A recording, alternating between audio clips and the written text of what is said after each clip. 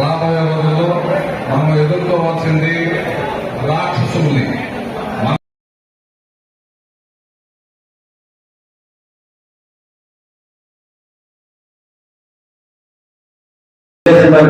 మాజీ ఎమ్మెల్యే కాబోయే ఎమ్మెల్యే మా రామదాస్ జాన్సన్ గారికి, అలాగే జనసేన పార్టీ యువజన వివిధ రంగాల్లో ఉన్న నాయకులకు, టీడీపీ నాయకులు, కార్యకర్తలకు, వీరమహిళలకు అందరికీ నా హృదయాలు.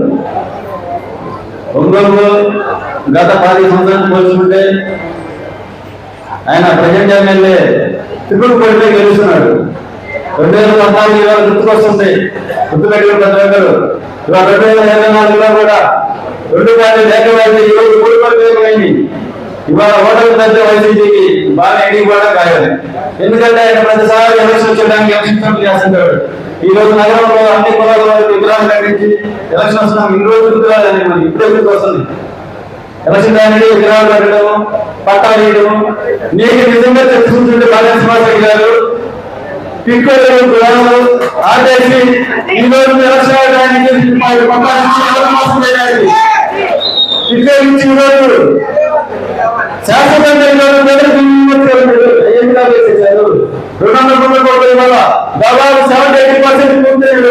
వదిలేసి ఈ రోజు ఎలక్షన్ కట్టు కోసం ఈ రోజు పేద ప్రజలను మోసం చేసి ఈ రోజు మీరు ఇవ్వబడ్డారు.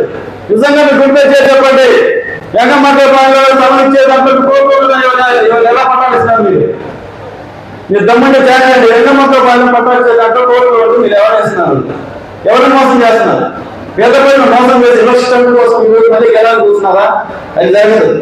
గతంలో ఎలక్షన్ మీరు మాటిచ్చారు, ప్రతిరోజు నీళ్ళు ఇస్తాను 90 ప్రజలకు. ఏమైంది? ఈరోజు 330 కోట్లు వచ్చినాయని చెప్పి మీరు బయట సూరత్ తిరిగారు. 3 సరిగ్గా లేదు. సుదూర ప్రాంతాలు, గ్రామ ప్రాంతాలు ఈరోజు సరిగ్గా లేదు. మీరు ఎందుకు మోసం చేసి గెలుస్తున్నారు? ఈసారి మాత్రం ఒంగోలు ప్రజలు ఓటర్ తీసుకెళ్ళి అభిలాషారు. ఓటర్ కానీ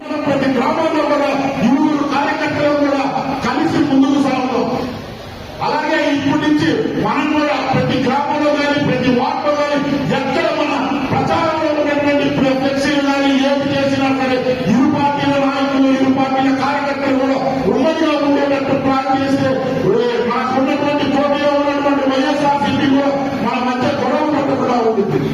ఎందుకంటే మధ్య నేను చూశాను, ఏమి లేని విద్య దగ్గర సాక్షి పేపర్ నా గురించి, జనార్దన్ గారి గురించి అసత్య ప్రచారం రాసింది.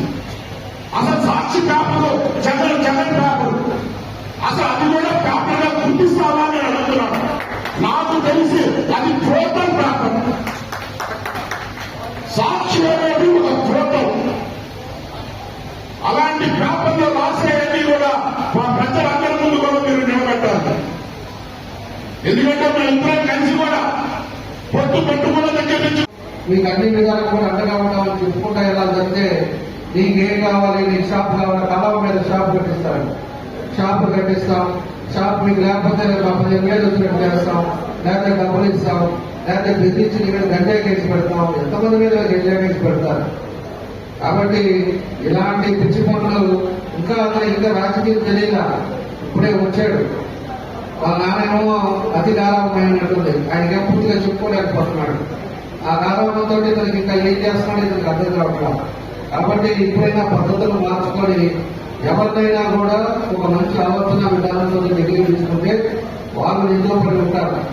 అంతేగాని డబ్బులతోటి, బెదిరింపులతోటి ఒక రోజు బెదిరిస్తారు, 2 రోజులు బెదిరిస్తారు, మళ్ళా జరిగేదని చెప్పేది కూడా నేను తెలియజేస్తున్నాను.